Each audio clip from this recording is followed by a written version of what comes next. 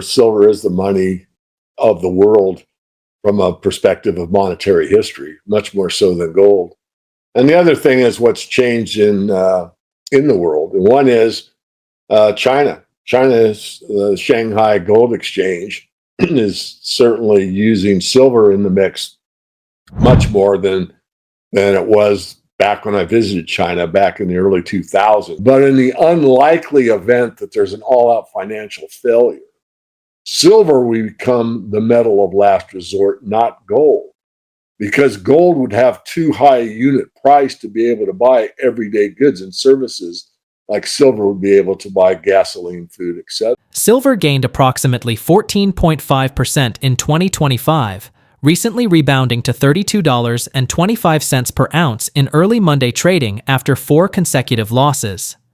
In contrast, gold has surged past $3,000 per ounce, marking a rise of over 25% this year and pushing the gold-to-silver ratio above 100-to-1, levels not seen since the early 2020s. This widening gap highlights silver's relative undervaluation compared to gold. The latest rally in silver comes amid renewed geopolitical uncertainty as U.S. China trade tensions reemerge.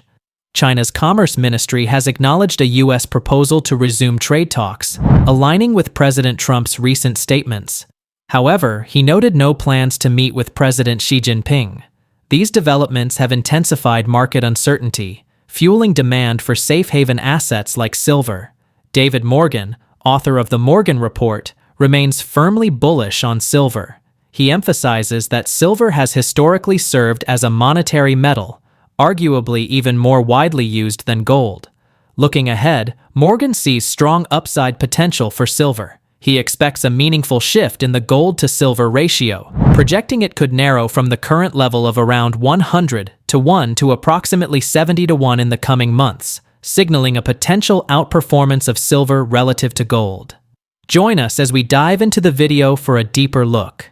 Don't forget to subscribe and click the bell icon to stay informed about our latest updates. Silver's been quite a disappointment, really, because we've seen gold do so well over the last few months, and silver has increased in price, but not to the level, and we know that from the gold-silver ratio. I mean, the gold-silver ratio has been over 100 here recently, which means, 100 ounces of silver buys 1 ounce of gold. Really, the high end of the band is like 80, and in fact, when I started the original website, the silverinvestor.com, and changed to the Morgan Report a few years later, 80 was when I started. And I really thought at that time you would never see a gold-silver ratio above 80 from that point forward. And that was like 25 years ago. And I based it on the fact that we were in a stealth move again, where the smart money, the big money, was moving into gold. And that was the central banks. They were buying gold, according to the World Gold Council, well beyond their average over the last couple of years. And that continues to this day.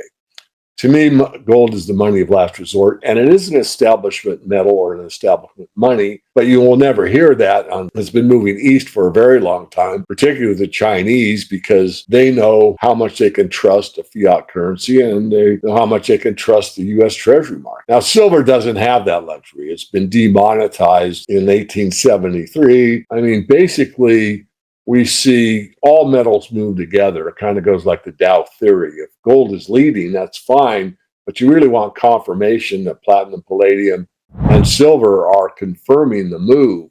Not that platinum or palladium are considered monetary metals at all, although classically they fit the definition. They're really not. Which basically shows all of the silver demand. It shows the industrial demand, it shows the mining and recycling, and it shows investment demand as well. And what you can see from this chart is based on the years at the bottom.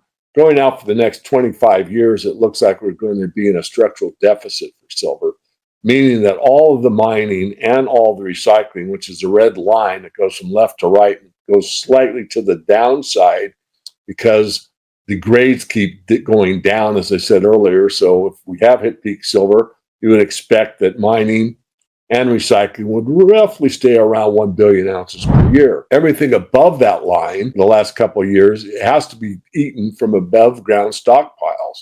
What I find about this chart, which was done by Matt Watson, who's an independent mining metals analyst, is what he assumed for these next 25 years on the investment side. So the gray or the silver bars at the top, from retail demand only.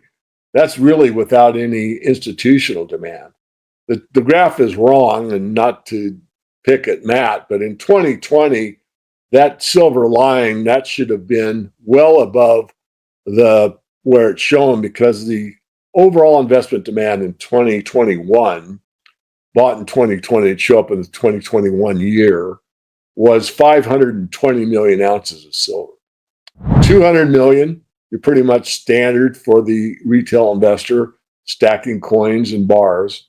But industrial demand was 320 million ounces. So if you add the two, you come out with 520 million ounces. So my point, Jack, is that as this becomes a safe haven more and more and more that projection will actually increase. Now, this is his low case, and his high case does show more of what I'm alluding to, that there could be an increase.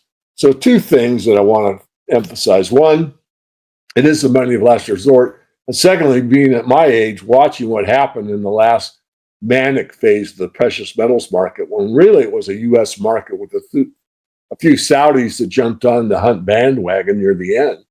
And that was silver ran at the last final moment because gold had become so expensive for the average investor, but they seek safety, that they shifted from being able to buy gold into the silver market. But that was a U.S. phenomena. And at that time, going from 1971 to 1980, as an example, 10-year bull market, say as a 15, depends how you measure it. Most people that were adults, remembered seeing silver in their coinage. They felt it was something there. And that's when I wrote the 10 Rules of Silver Investing so many years ago. I said that no one wants to be a prophet of doom. But in the unlikely event that there's an all-out financial failure, silver will become the metal of last resort, not gold, because gold would have too high a unit price to be able to buy everyday goods and services like silver would be able to buy gasoline, food, etc. And that still holds to this day. Think about it. So not saying that we're going to have it, not saying we need silver to barter with, but as I said, the unlikely event of an all-out financial collapse. And then I went on to say in that rule number 1 of 10 Rules of Silver Investing, because of this possibility, everyone or every investor should have some silver on hand for emergency purposes. Despite its recent rebound, silver's industrial demand remains uncertain amid signs of a global economic slowdown.